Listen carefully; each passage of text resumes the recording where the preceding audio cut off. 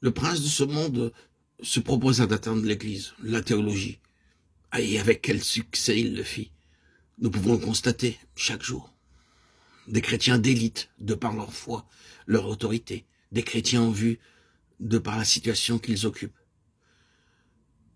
burent à l'entrée, à la coupe empoisonnée du rationalisme, du libéralisme, du modernisme. Les attaques se multiplièrent sur le fondement de la foi chrétienne. L'œuvre expiatoire du Christ mort pour nos péchés, ressuscité pour notre justification, œuvre d'expiation qui est rejetée par toutes les doctrines de démons. La campagne satanique semble atteindre son point culminant. Les uns après les autres, les chefs de file se laissent prendre au piège. Les hommes de science ouvraient la marche. Les théologiens pouvaient-ils rester en arrière? Ils ont capitulé devant une science faussement ainsi nommée, se laissant égarer par celui qui séduit toute la terre habitée. Il est probable que nous sommes à l'époque du grand déclin de la foi qu'annonce la prophétie.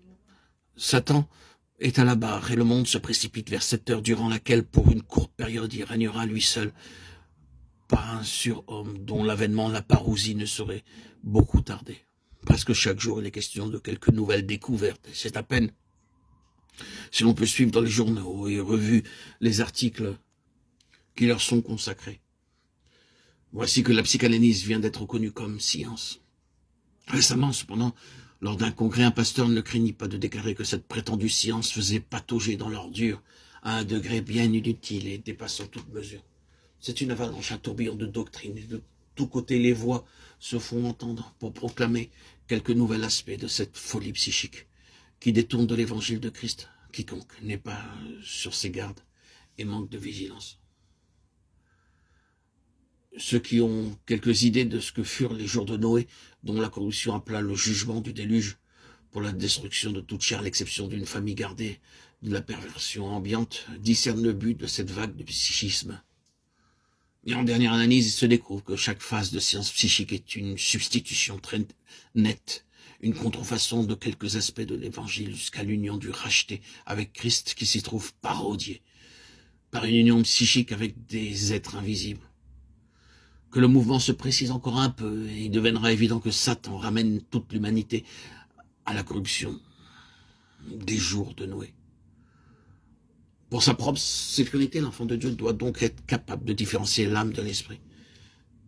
Il doit être mis en garde contre la possibilité d'employer aussi la force psychique à son insu pour aider ceux qui se débattent dans les difficultés de toutes sortes, au lieu de les conduire à la croix en comptant sur la puissance et l'action du Saint-Esprit.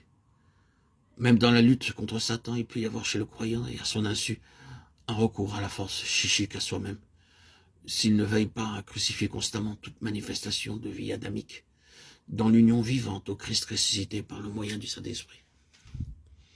Aujourd'hui, c'est bien entre les forces psychiques et spirituelles que la bataille est engagée. Le corps de Christ avance vers le but et tend vers le ciel. L'atmosphère s'épaissit chaque jour et devient de plus en plus irrespirable. Toute pénétrée qu'elle est des courants psychiques qui sont à la disposition des esprits mauvais de l'air, serviteurs de Satan. La seule place de sûreté pour l'enfant de Dieu, c'est Christ. Demeurer uni à Christ en Dieu, au-dessus des miasmes empoisonnés de l'atmosphère, où le prince de la puissance de l'air agit. Éphésiens 6:12. L'enfant de Dieu a le sang de Christ pour sa purification, et il a la croix de Christ, où il est confié à s'identifier avec le Sauveur en sa mort.